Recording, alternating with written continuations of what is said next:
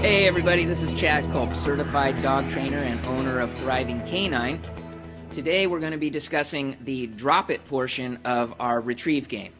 In our previous video, we discussed how to get the dog to bring the ball back to you, and now we need to get them to actually give it over. Either give it to us in our hand or drop it at our feet, whatever you choose. Okay, so the three methods that I like to use in order of my personal preference are hold, trade, or pressure. So our dog has brought the ball back to us, and they're right here in front of us. Now what you're just going to do is you're going to have to put your hand on the ball in their mouth, right? You just grab onto it and just hold it. And the key is to not pull, or you're not trying to pull it out of their mouth, because their instinct will naturally be to grab on. That's a built-in instinctive thing, that if something is pulling away, to grab on tighter. If you think in terms of if they were in the wild trying to catch an animal and it tried to get away, their instinct is to grab onto it. It's a survival thing. So that's hardwired in there. So you're not going to pull, you're just going to hold it steady. Absolutely steady. If you have a dog that wants to try and pull on it and really giving you a hard time, you're probably going to need to wedge against your body. Like you can use both hands even if you need to. So just hold it steady. This requires patience. It's my favorite, though. The reason why this is my favorite is because the ball is just its own reward. And I don't have to put any pressure on the dog, and I don't have to do anything else. The ball is its own reward. But you just have to hold it totally steady, and it does take patience. They may gnaw on it, they may pull on it. Just do your best to hold it steady as you can.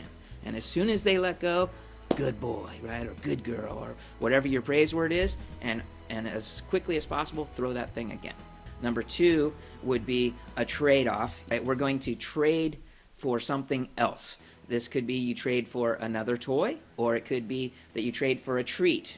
It could be used in combination with the other. If you like the dog to drop the ball in your hand, or hand it to you, you can grab the ball, hold it steady, put that treat right on their nose, and then they let go. This also works well if you prefer the dog to drop it on the ground. Like for people who use the chuck it, they usually like that, and then that way your hands don't have to get slimy or anything. So you could show them the treat, they drop the ball, good, give them the treat, and then pick it up with your chuck it and wing it out there. Number three is physical pressure to get the dog to release the ball. Now, there's a few different techniques you can attempt with this. One is you just kind of get the bottom jaw and bring their lips or their skin up like this into their mouth, and then that, when they feel that come up and a little bit of pressure against their own flesh on their teeth, they will usually open their mouth, and then you get the ball. Another thing is you can put your finger or your thumb actually down in their mouth into the bottom jaw, kind of under the tongue like a thermometer. So under the front like so, or under the side where a lot of dogs have a little kind of dip in their teeth there, nice spot to get your finger in, like so. The reason why the physical pressure is number three on my list is because it has a little bit of a risk involved, because you're actually putting pressure on the dog and putting your fingers in their mouth. So there's the risk that you could get your finger or your thumb bit. So, I mean, it's kind of obvious, but I just want to throw that out there, right? But it also has benefits. Speaking of benefits, having a strong drop-it command goes far beyond just having a fun game of fetch. It could save their life.